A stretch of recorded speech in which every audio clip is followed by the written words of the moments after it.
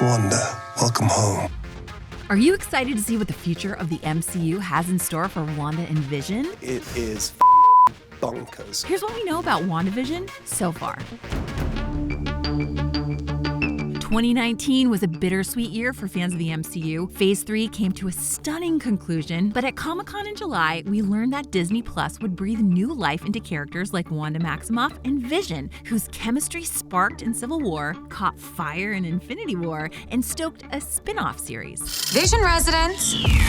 The 6-part series will be one of the first MCU shows to hit the streaming service, and its narrative picks up where Avengers Endgame left off. However, the future for these characters will involve some serious old-school sitcom vibes. This is all from Kevin Feige's fevered imagination, a mashup between a couple of our favorite comics and American sitcoms throughout the eras. How much of the show will take place in a pre-Don Draper era?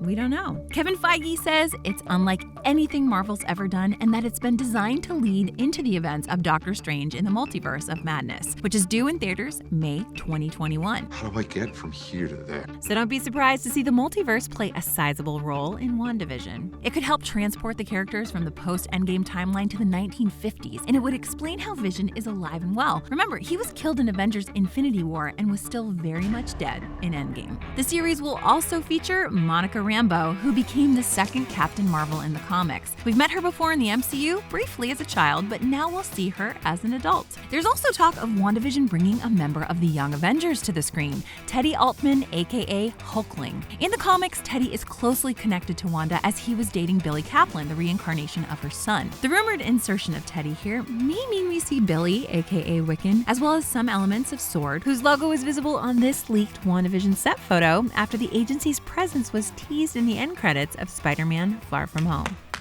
Everybody back to work!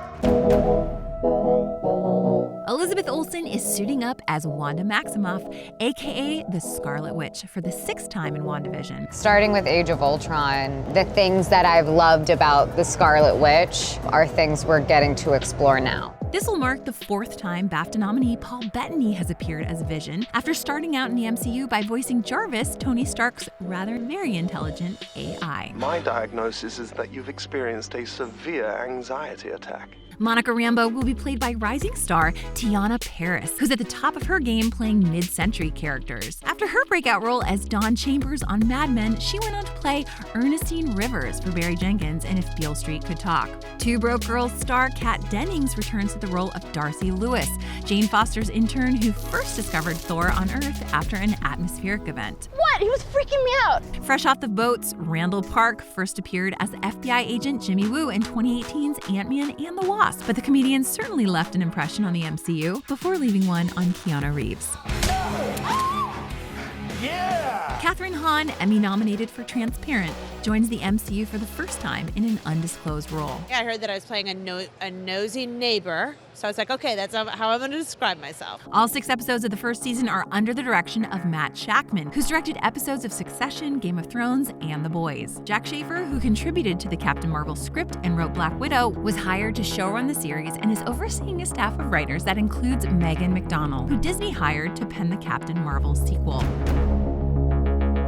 Originally slated for a 2021 release, Disney appeared to make a New Year's resolution to get audiences the show sooner. So expected in December before the ball drops on 2020. It's gonna be a wild ride.